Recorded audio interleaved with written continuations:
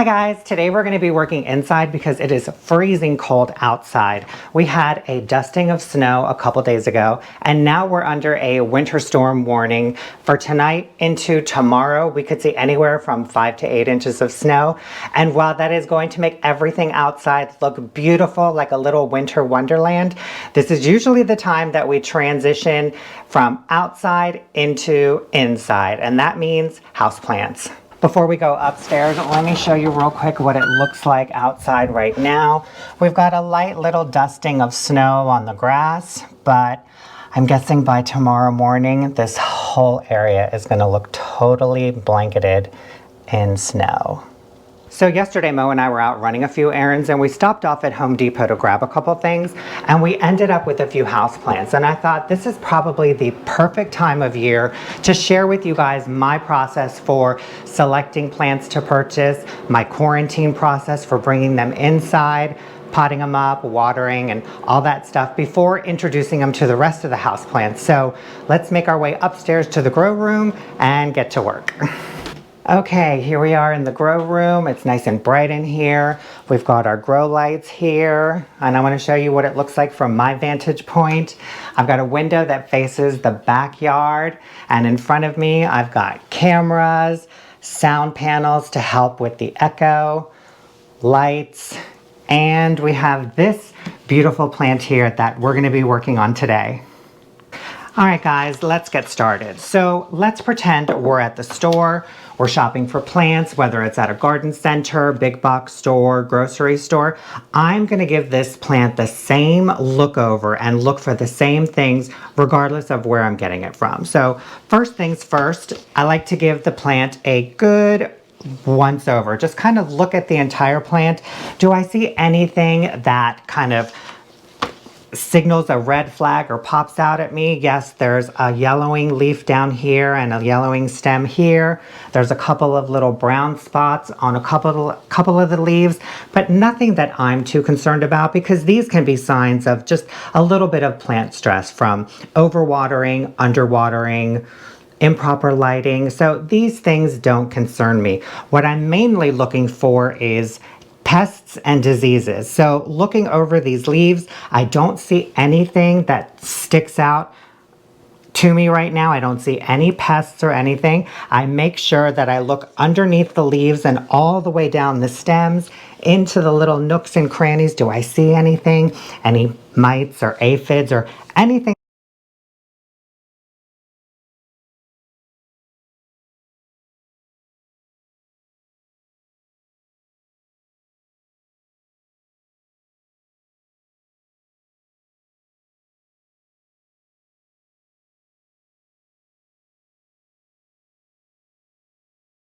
that would just make me think twice about purchasing this plant and bringing it inside and possibly infesting all of my house plants. So typically if I see something like that, I kind of just stay away from it.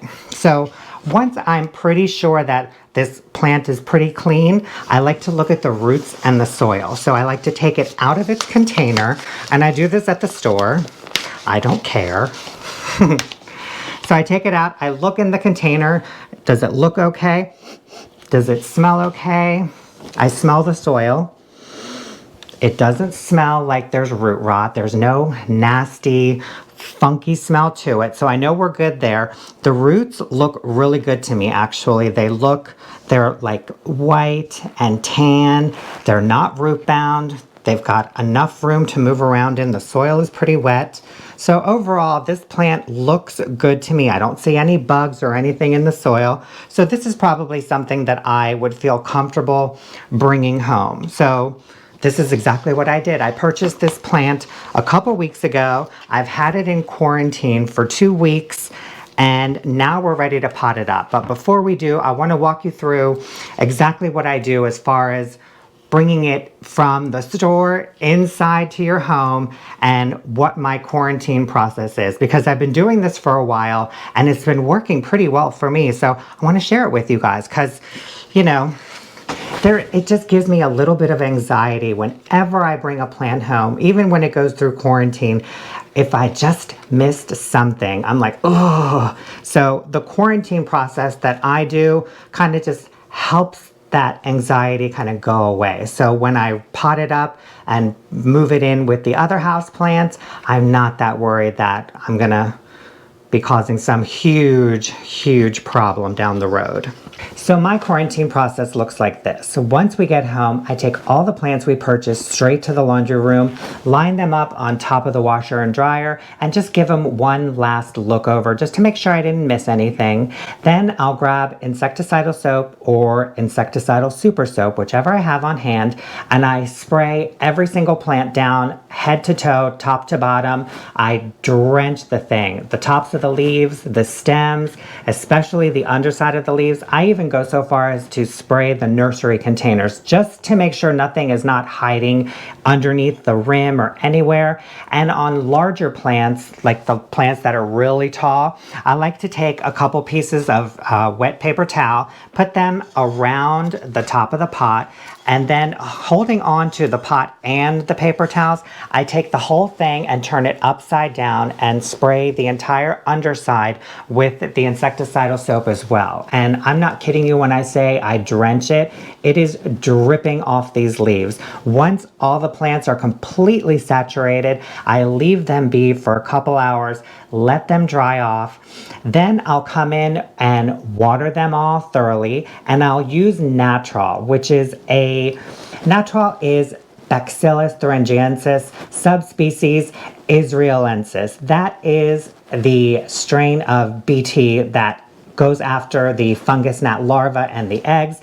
And what I do is I mix up a little bit of that in my watering can and water everything thoroughly until it's dripping out the bottom. And then I let everything sit downstairs. Usually right now I have the plants that we picked up at Home Depot sitting on top of our little mini fridge downstairs.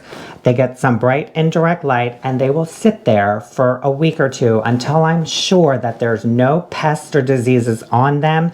At which point, when I feel comfortable, I will bring them up here and pot them up and introduce them to the rest of the plants throughout the house. So this plant in particular, which I don't even think I mentioned to you guys, this is from Proven Winners. This is in their Leaf Joy collection. This is the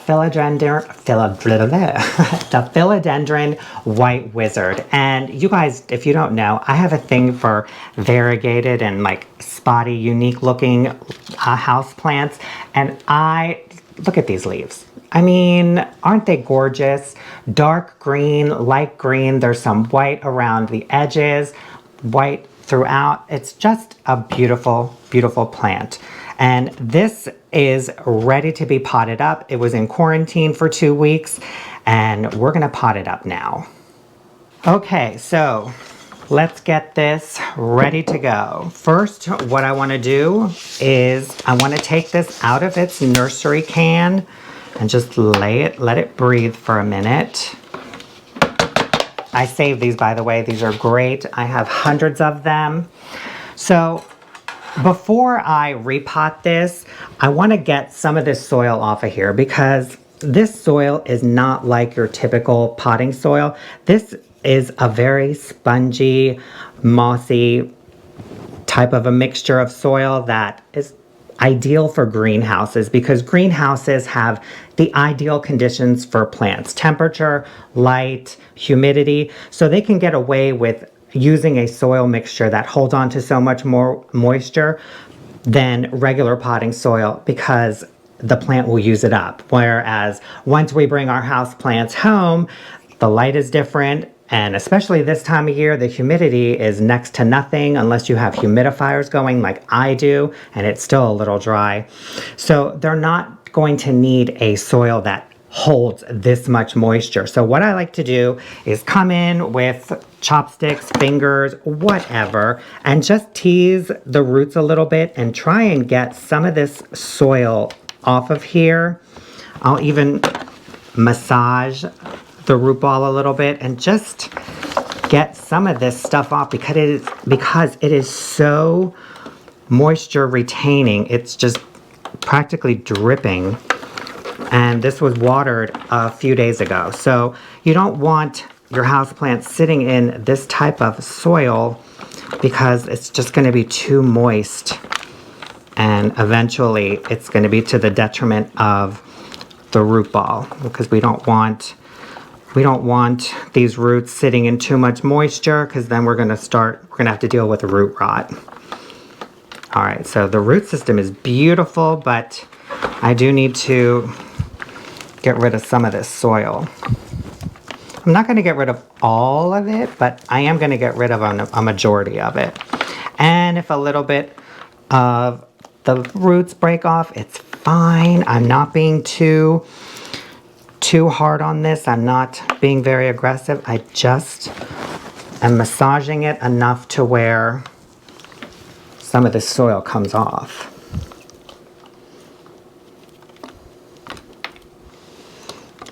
But it's got a nice robust root system here. I just don't think it needs this intense of a moisture retaining soil.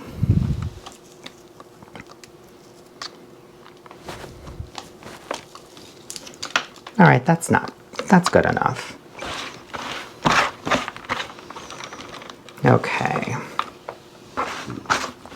So this is just, you can see how much moisture this soil is holding on to. And while philodendrons do like an even moist environment, that is just a little too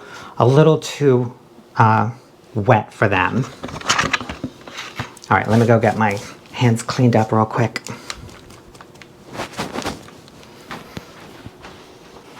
Okay, clean hands, and I got a glove so I can get one hand dirty and keep one hand clean and still move around this place.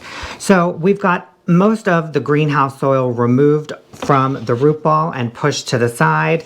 So now we're ready to repot it. And the rule of thumb is when you're repotting, you want to go up in pot size 1 to 2 inches. Nothing more than that, because what ends up happening is you end up with too much soil around the root ball, and the roots just can't take up all of that excess moisture. So the moisture stays in there, and then you just have, again, too much moisture around the roots means root rot. So what we're going to do is, for this one in particular, because I removed so much of the greenhouse soil, I'm not going to pot this up into a bigger pot. I'm going to repot it in basically the same size container that its nursery container was. Let me show you. So you can see it's pretty much the same size. Once it's in here, maybe it's even a ½ an inch wider at the rim, but that's okay. So what I'm doing for this is, because it's its initial pot up and I removed all of the greenhouse soil, I just want to put it back in its original size container with fresh potting soil and get it all nice and potted up. So what I'm going to do is put a little layer of potting mix at the bottom. I'm using Espoma's organic potting mix. I use that exclusively. I've had really good luck with it, and that's what I'm sticking to. So I'm just going to take a little bit of potting soil right at the bottom, probably like an inch or two. And you can see the difference. Let me show you the difference between these soils, because I can grab this with my clean hand. This is the greenhouse soil, and this is the organic potting mix. You can see just from squeezing, they both hold their shape, but this one is a little bit more spongy. I think it's got a little bit more peat moss in it, but it holds way too much moisture. So we're going with this. I've got about 2 inches here. I'm going to check the depth by putting our root ball in here. I think that's actually a nice depth. I don't want it too deep. I want it about an inch, a ½ an inch to an inch below the lip. That looks good. And now we can just backfill with a little more soil.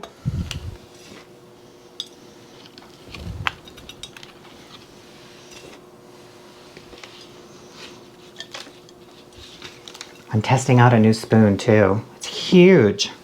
I don't know how I feel about it. So now all I'm going to do is just lightly pack the soil in. I like to make sure that everything, all the soil is nice and firmly packed in. I like to slap the pot a little bit and make sure all the soil gets in between all of those roots, because remember, they don't have soil around them, and we want to make sure that all of the soil gets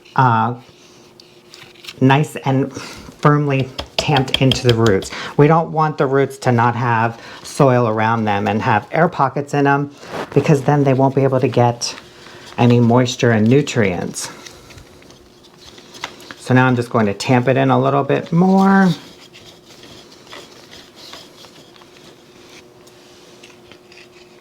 Okay, and at this stage, when I'm getting close to finishing off with my backfilling, I like to use a systemic houseplant insecticide, because that will help deal with any fungus gnats, spider mites, mealybugs, anything systemically. So let me show you what I use. I use Bonide Systemic Houseplant Insect Control, and it's just a bunch of little granules that I like to sprinkle all throughout the soil.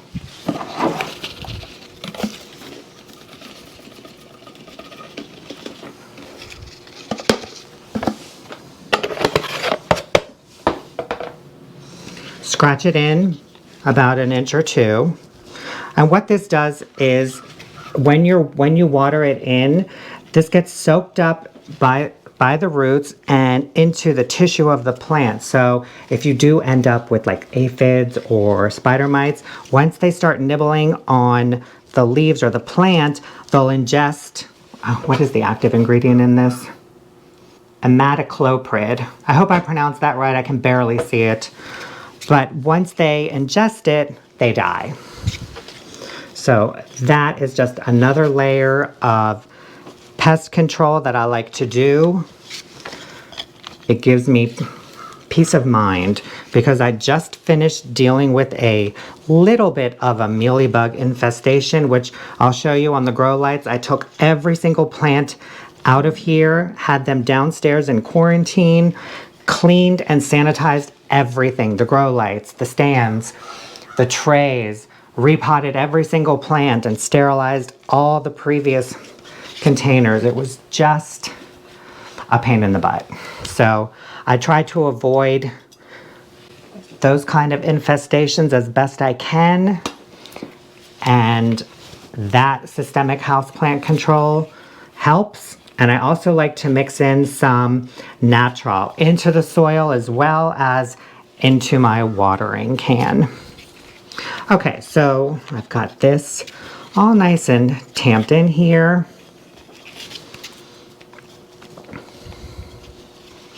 And it is secure.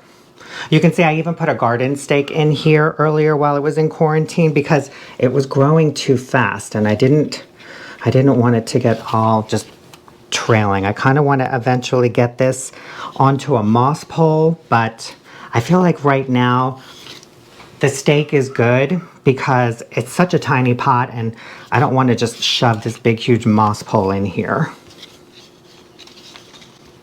Okay, so we've got that all nice and tamped in, looking good. One more tap just to make sure. Now I've got my natural, and I'm just going to take a little scoop, it's probably like a half a teaspoon, and just sprinkle it over the top. I should have done this when I added my systemic houseplant granules. It just totally escaped me. Okay. I'll just scratch that in real quick. So now this way we're even extra protected from fungus gnats. I'm going to remove the stake from this so I can show you what the plant was doing and how I staked it up again. I was initially going to use a moss pole, but it's still, for me, just not in a large enough pot too. So let me take this out real quick. So initially this plant was growing like this, and I didn't want it to start growing sideways. So when I got it, and it started growing too quickly. I guess it liked its sunny spot in the window. I came in with a stake, inserted it close to the root ball and straight down as far as I could go. Tamped the soil around the stake just to make sure that we had it nice and secure. And then I just took these little Velcro plant tape and just found where it was, let me show you, where it was starting to bend a little bit and get in there. This was where I made my first connection right there. This is where I attached it to the stake right there. And then gently, I took this section right here, this stem, and secured it to the stake right under this leaf stem right here.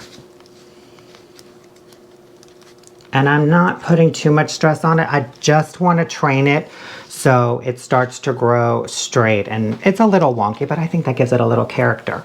So here's a tip too, when you're attaching vining and trailing plants to stakes or moss poles. Ooh.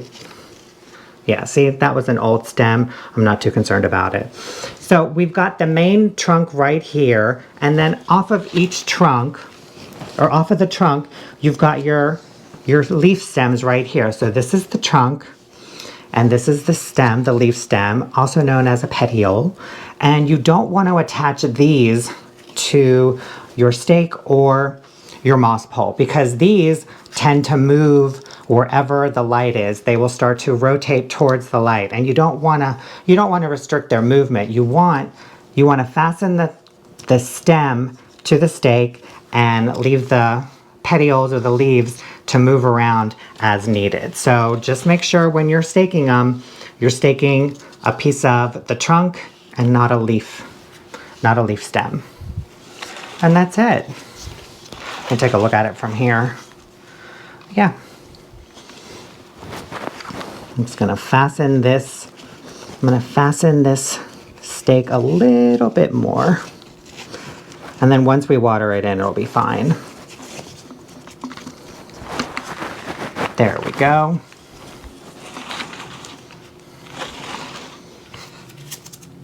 All nice and repotted. And the soil is charged up. It's fresh potting soil with our systemic insect control and additionally some natural for fungus gnats. Okay, let me clean up this area real quick and we'll move on to watering.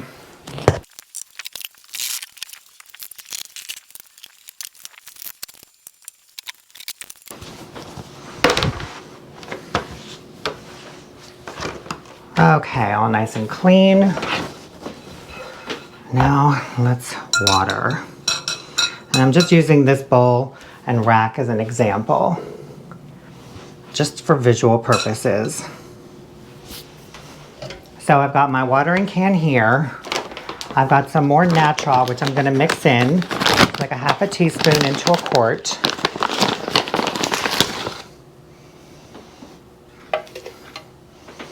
Right there. Boop. And then I have distilled water up here. Our kitchen sink has filtered water in it, so I use that, or regular tap water.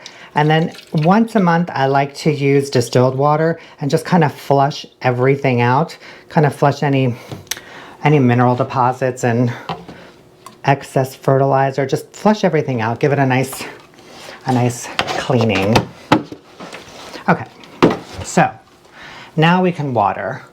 And I'm just going to gently but thoroughly saturate all the soil and just make sure that it doesn't settle too much or we end up with uneven soil or pockets or air pockets, anything. Just want to make sure that everything is nice and snug in its container. And I'm just going to wait a minute or so, see if we get any water dripping. We're starting to get water. So we can see that we have water draining from the drainage hole. That's a good sign. I don't see any uneven soil settling. So I'm going to give it another little watering just to kind of make sure everything is saturated. And now here's the thing or the misunderstanding about overwatering or underwatering. It's not the amount of water that you give a plant for overwatering, it's the frequency. So I could literally sit here for an hour and just continuously water this plant until this bowl was full, and I still wouldn't be overwatering it because all of this water is going to drain out, and eventually the roots are going to soak up the moisture and the nutrients. But if I were to continuously do this every couple days, if just completely drenching it, it would just create an environment with just too much water, too much moisture. There wouldn't be any oxygen in the soil because the soil's staying too wet, and eventually we would kill the plant. Now with underwatering, you're not fully saturating the root ball, because anytime you go to water the plant, you don't want to just give it a little tiny drink of water. Whether you're letting it dry out 25, 50, 75, or 100%, depending on the type of plant and its watering needs, when you go to water it, you want to saturate the entire root ball. So underwatering, you know, if you just come in and just give it like a quarter of a cup of water, it's not going to soak all the way down there. There's not enough water to completely saturate the soil all over again, and that is underwatering. So anytime I water, whether it's succulents, philodendrons, pothos, and like I've let my pothos go completely dry before and it's totally fine. But anytime I go into water, I make sure that I completely saturate the root ball. So I will water. I will let all of this water drain through, wait a few minutes, and then re-water it again, because I want to make sure that the soil is not becoming hydrophobic. And what that means is that the soil has had a chance to dry out so much that now it's not absorbing water, but it's actually repelling water. And when that happens, it's not the end of the world. What I end up doing for a situation like that is I will take this over to the sink and just start watering it until I see water draining through the drain hole. Once the water stops draining, I'll put my finger or my thumb underneath the drain hole to plug it up. I guess I could find a makeshift plug, but I use my finger, and then I will fill this up again with water, and then I will just wait. And if I start to see air bubbles, I just sit there and wait for all the air bubbles to go away. I will let the water drain again, and I'll repeat that process a few times until there's no more air bubbles and I can feel the weight of the soil. I can feel the weight of the pot and it's starting to hold water. So I do that a few times, and that usually will help. It will help hydrophobic soil start to regain its moisture again. If I find that it's been too long or the soil is just old and tired, I'll repot it with fresh soil. But that's pretty much how I do my watering routines. And again, this is not overwatering. I'm literally going to sit here and I could pour this entire watering can in here and I'm still not overwatering it. But if I did this every single day, I would kill it. So I'm just going to wait for it to drain. Now that all the water has drained, I'm ready to put this in a saucer and get this placed. And I'm using glazed terracotta saucers because I want to protect whatever surface I put this on from any moisture seeping through. Regular terracotta is very porous and any water would seep through and damage any surface. Whereas if you're using glazed terracotta, it stays inside the saucer and nothing weeps through. I also like to use those little felt pads that you can pick up at Home Depot. I like to put a few on the bottom. That way if I put it on a wood surface, I can just slide it around and I won't scratch the surface. And now you can buy these pre-glazed at nursery centers, or you can make them yourself. I've made them myself. I've done a video on them and I will link it in the description box if you're interested. But they're very simple to make, very economical, financially economical, and I just enjoy doing it. And it's a very easy, inexpensive way to protect your surfaces. So we'll just put this right there. Move this.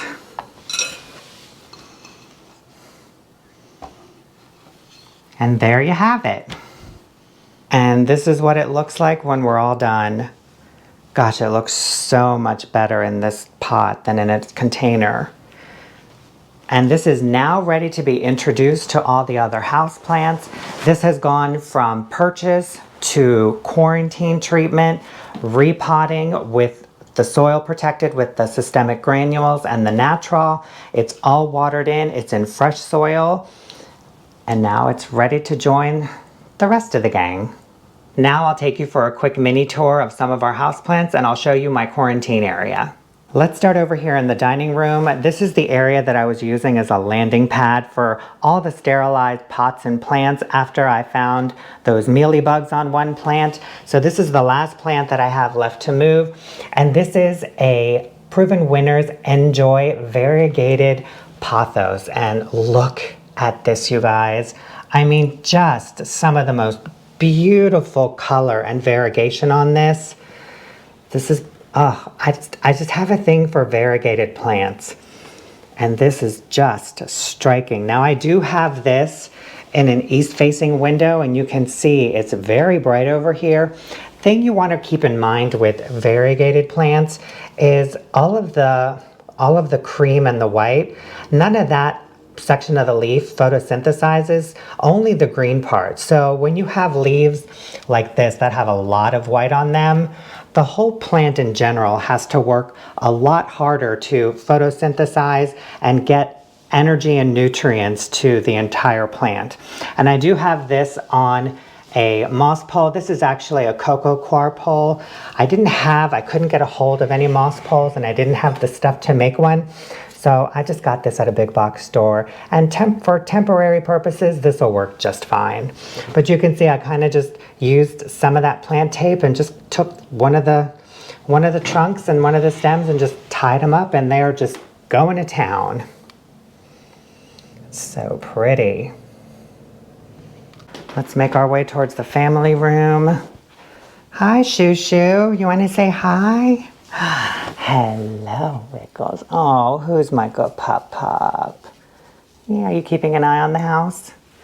So over here, we've got some of our aglaonemas, our aglaonema babies that we repotted last year or the year before, can't remember.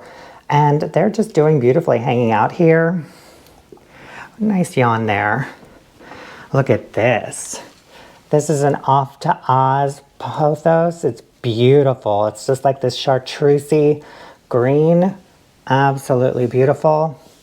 It's starting to trail. And then over here on this little table over here, this is where all the plants are kind of hanging out because we're kind of in the midst of putting Christmas decorations away. But if you remember from that aglaonema repot, these were the two mother stems.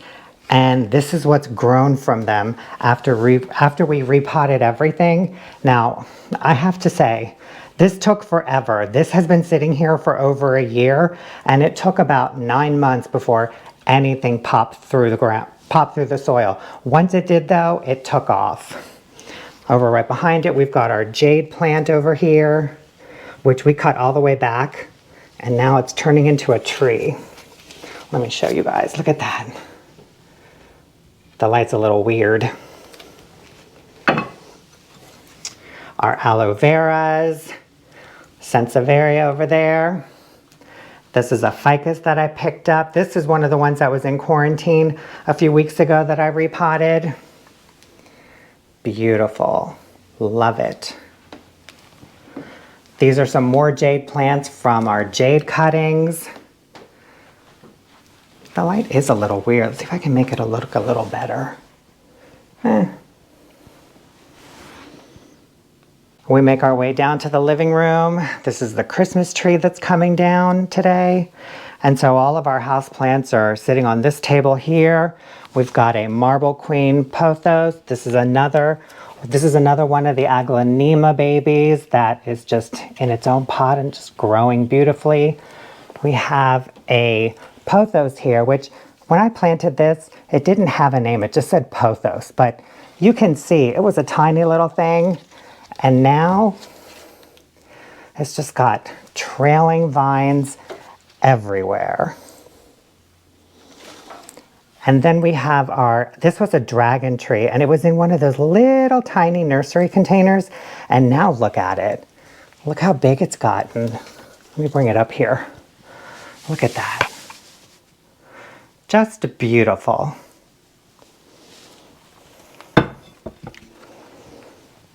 And there they are, just hanging out until the Christmas tree goes. This is our little quarantine area over here. These are the plants we picked up from Home Depot. I've got 3 snake plants here and 2 ficus. This one to the right, this is a Ficus elastica teneki. This is in the Proven Winners Leaf Joy collection.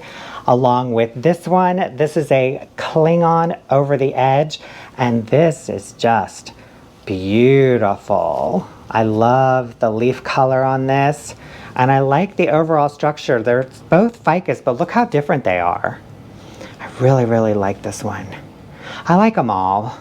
They're all just so pretty. I can't wait for them to be out of quarantine. And you guys, that's it for our project today. Again, I just wanted to share with you guys my steps for how I go about selecting plants to purchase, my quarantine process, repotting, soil, watering, light requirements before introducing them to the rest of the gang. And if you guys have any questions or comments or tips, please leave them in the comment section below. I would love to hear from you. Thank you guys so much for watching this video. Hope you enjoyed it. We'll see you in the next one. Bye.